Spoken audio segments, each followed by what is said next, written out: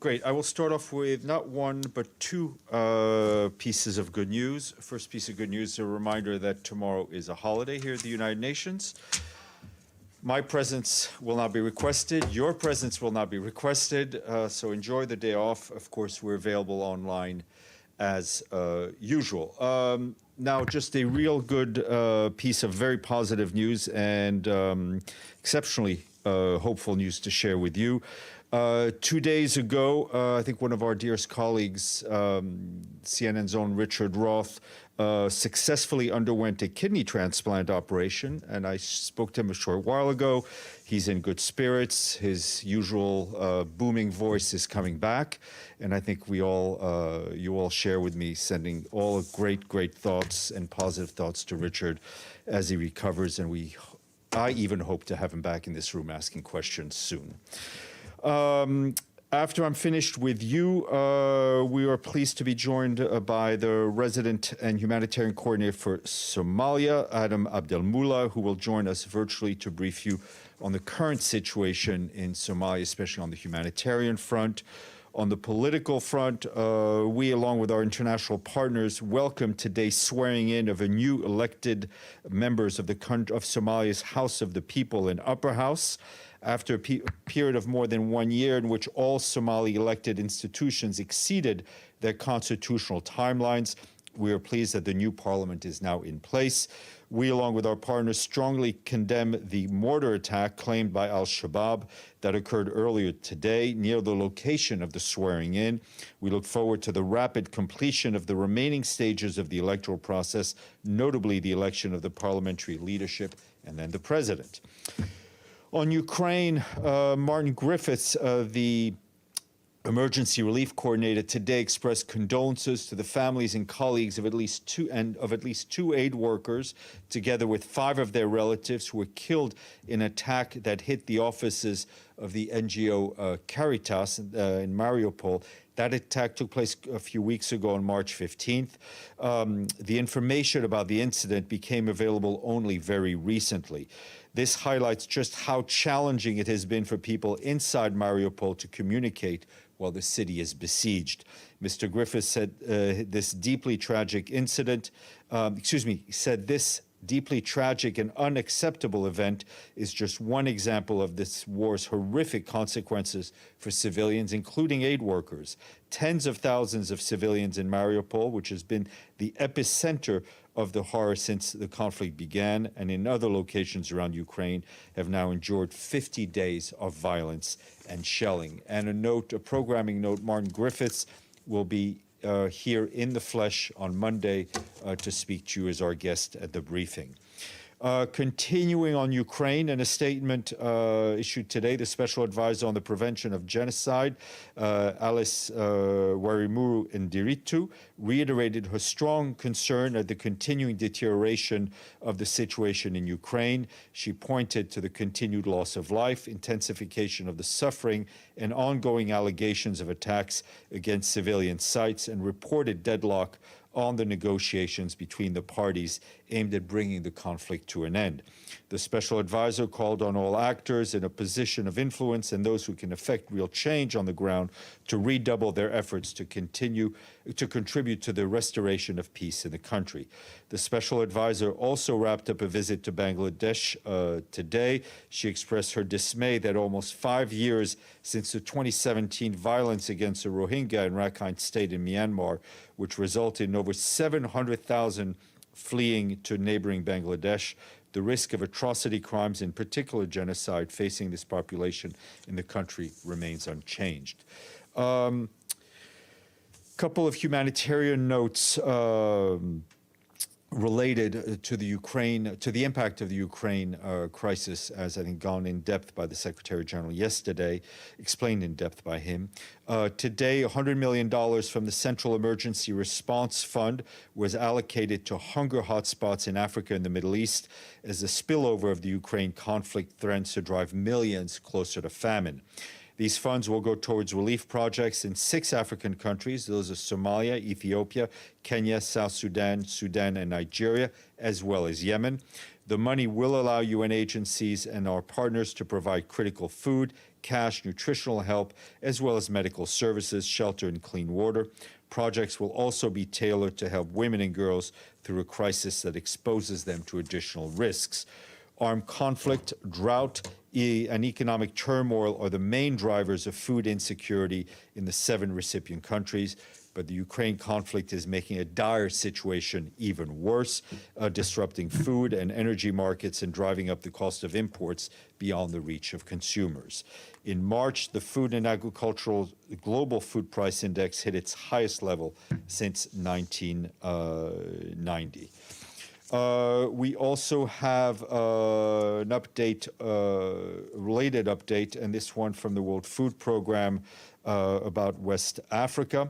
Our colleagues at WFP are telling us that their operational costs for the region are expected to go up $136 million as a result of the rise in fuel prices and food prices.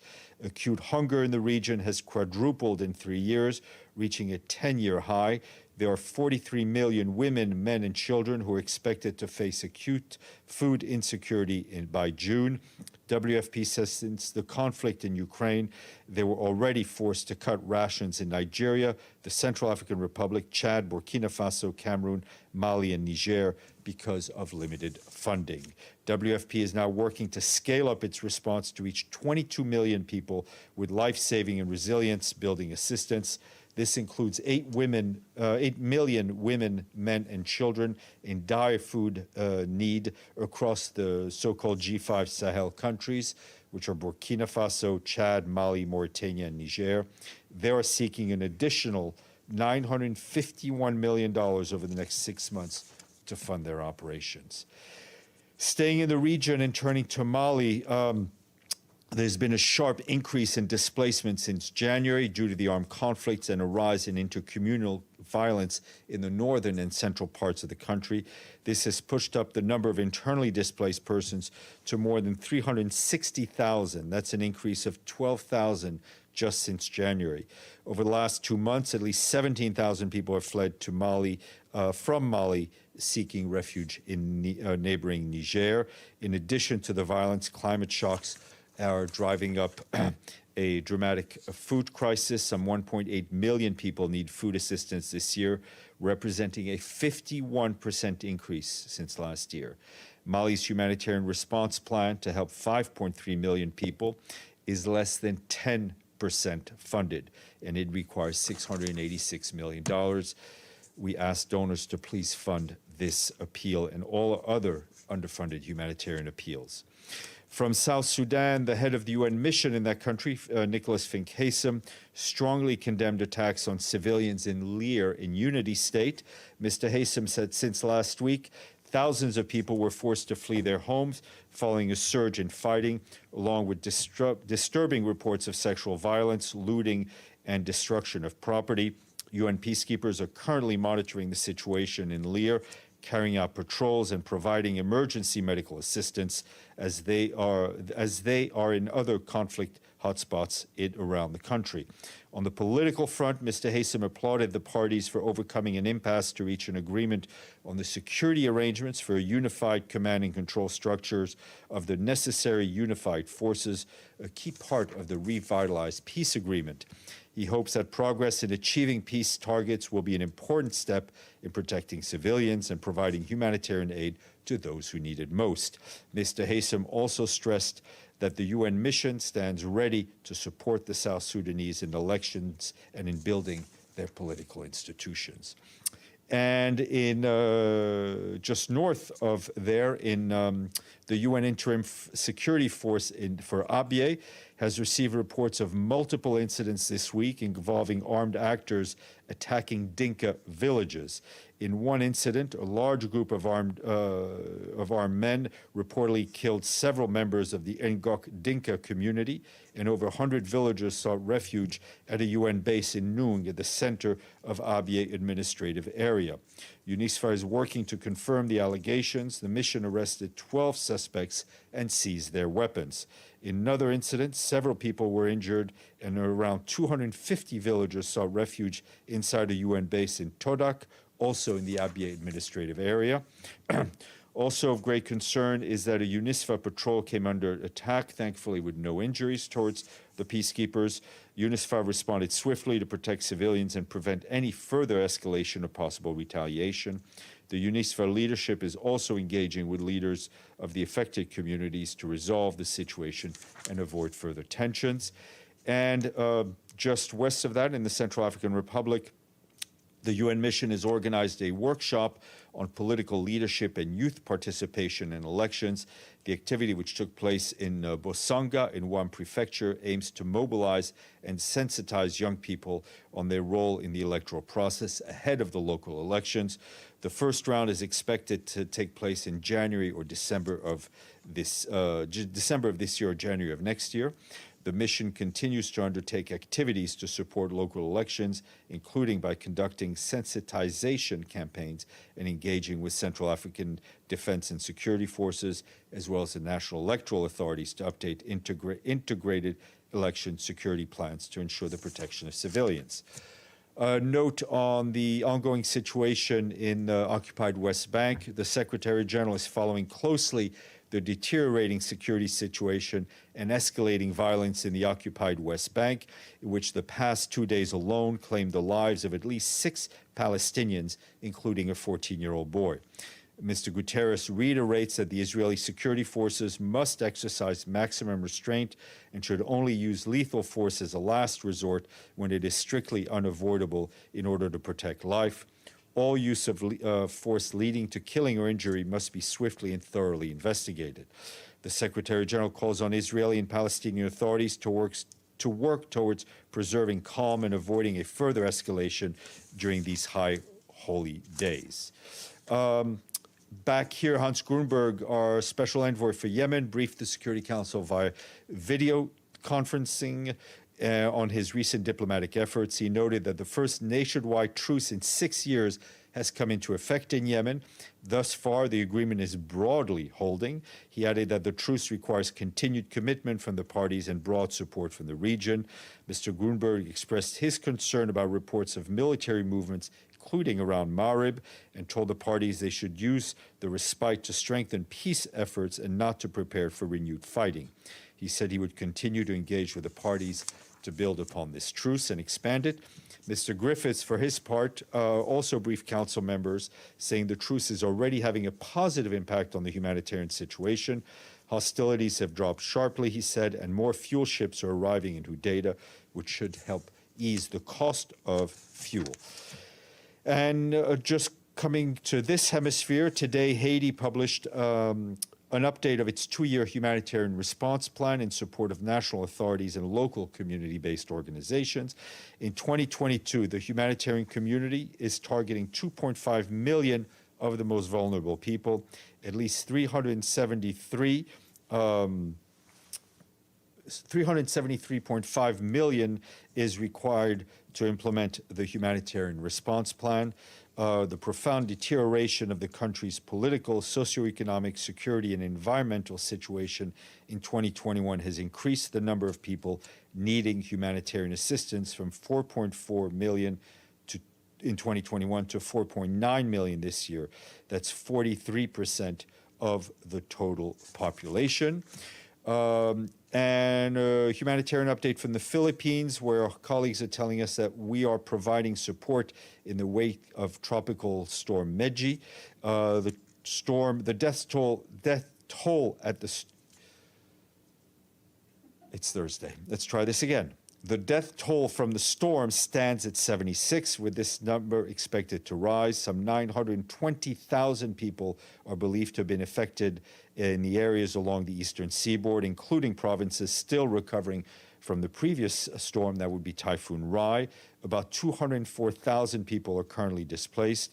UNICEF will provide water and sanitation hygiene supplies, while the International Organization for Migration is helping manage camps, providing support in the areas of health and emergency shelter. IOM is also distributing hygiene kits and will provide tents for people relocated in landslide-prone areas. WFP is also helping with logistics. We are announcing a slate of new resident coordinators following the approval of their respective host governments. In Djibouti, Jose Barahona of Spain took up his new resident coordinator post on April 1st, while George Wachira of Kenya started leading the UN team in Eswatini, starting on the 4th of April. And as you know, resident coordinators lead our work around the world to advance the SDGs and help the authorities tackle the multiple impacts of pandemic and other cities. These senior UN officials, representative of the Secretary General for the development at the country level. Biographies are with you. I wanted to update you on a disciplinary case that we talked about in May of 2020. And this is on the outcome of an investigation into possible misconduct by 3 staff members of the UN Truce, a supervision organization known as UNSO. As we've said numerous times, we are committed to taking strong action to prevent and respond to misconduct by personnel and to try to be as transparent as possible in reporting publicly on such incidents. In this case, the allegations related to the activities in a UN vehicle that appeared to be of sexual nature is posted on social media in May of 2020. Following the completion of the investigation, a disciplinary process was conducted, and the 3 staff members have now been informed of the outcome. 2 of them have been separated from the organization, and the 3rd has received an appropriate disciplinary measure. I don't have any further details to provide to you. As you know, a lot of these internal processes are confidential. However, our colleagues at UNSO are continuing to raise awareness among its personnel of their obligations under the UN Code of Conduct, and we remain firm in holding UN personnel accountable for any acts of misconduct. I also have a statement on the landslides in South Africa, but that is being brought to me. In the meantime, you can try to ask a question, but I don't have any words left. Please, Sally. If you still respond to Celia, yes. Steph, a few days ago, a British Airways plane who was flying to Accra was refused permission to fly over Mali. Do we know why? Do we know what happened? And is it normal to do that? The plane has to go back to London. I've not heard of this case. You're welcome to check with our civil aviation colleagues, but every country has a sovereign right to control its airspace. But I've not heard of this particular case. Ms. Salome.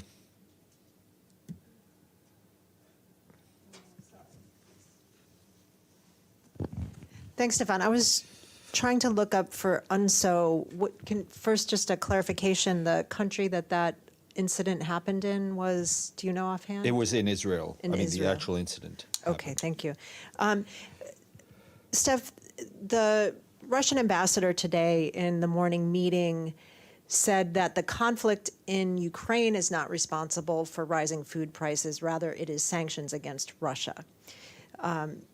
So my question to you is, does the Secretary General have concerns that sanctions, particularly the banking sanctions against Russia, could be driving up prices and adding to the food problem? And if so, is this money that was released from SURF enough to offset the increase in prices and keep these countries on par with where they were before? The money released from SURF is a Band-Aid. SURF is there to serve as an immediate Band-Aid as we try to get more money.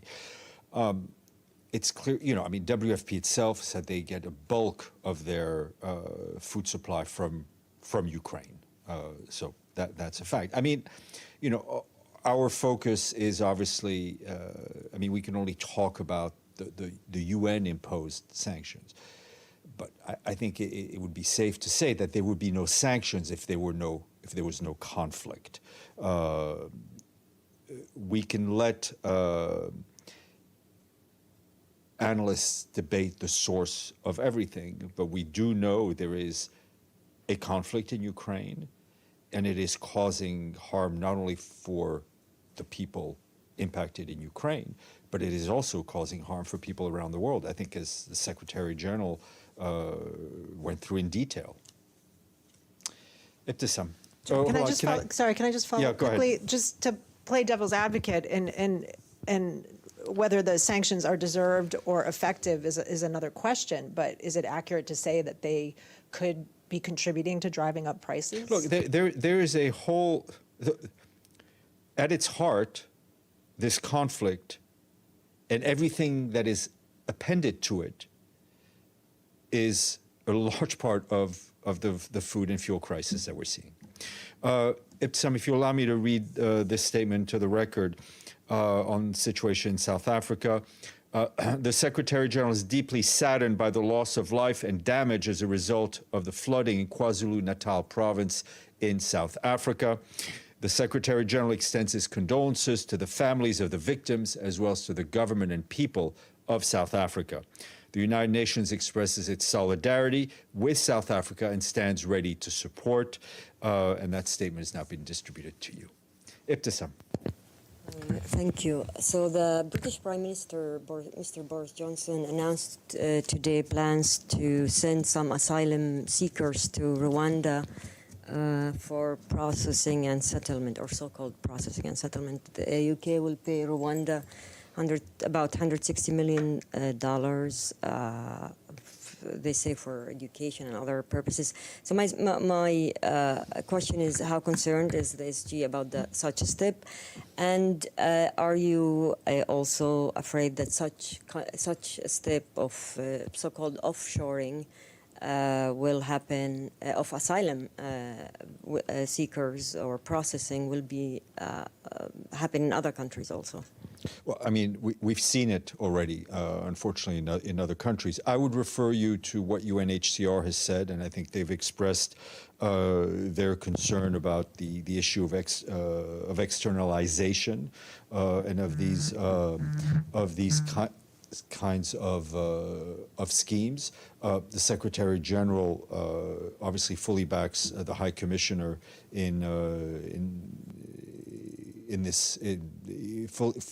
fully backs the High Commissioner's role in dealing with these issues. For our part, as we've said repeatedly, it is vital that the rights of people seeking refuge be respected, and that those seeking asylum, migrants, their dignity and due process also be respected. So to the UNHCR a statement that you mentioned, they're talking about strongly opposing such a step and calling and urging the government to refrain. Does the SG support that? It is the responsibility of the High Commissioner to speak to this regard. The Secretary General fully supports the High Commissioner. Yes, sir. Thank you. Good afternoon. Question regarding the Horn of Africa. It was reported this week in the news that the U.S. Special Envoy for the Horn of Africa, David Satterfield, is supposedly going to leave his post after only 3 months on the job. And this will be the second U.S. envoy for the Horn of Africa that have left that post in a year. So the question is, what is the UN doing, the UN missions doing? Were they coordinating with the U.S. Special Envoy for that region? What are they doing to assure that there will be peace and stability into this very troubled region? Thank you. Well, I mean, we have worked with Mr. Satterfield, obviously with Mr. Feldman before. We'll continue to work with the U.S. and other countries who also have, and I mean, I think the Chinese, the Republic, the Chinese also have a special. We work with all interested and concerned parties, and I think our work that we do in Somalia, the work that we do in Sudan and Ethiopia are all aimed not only at the humanitarian front, but helping those countries move to a more stable political environment. Abdelhamid.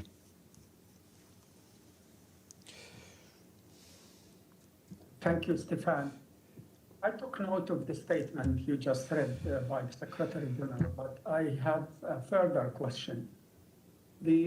What Israel is doing now is waging a war against the Palestinians. It's not only killing 6 Palestinians. In the last few days, they arrested so many people. They invaded the University of Khartoum, wounding 6 students. they arrested people in Qalqilya, Tulkarim, Nablus, Silwad, Kobar. They are using a heavy hand of force. And is it enough to keep calling on Israel to restrain? Well, I mean, Abyei Hamid, I'm aware of what's going on. I'm aware of what's going on. I'm aware of what's going on the ground. As you know, we have a presence on the ground, a political, humanitarian presence. We remain in touch with the Israelis, as we do with the Palestinian and the different constituent parts of the UN team for the occupied Palestinian territory, whether it's on human rights, on humanitarian issues, continue to do their work as per their mandate.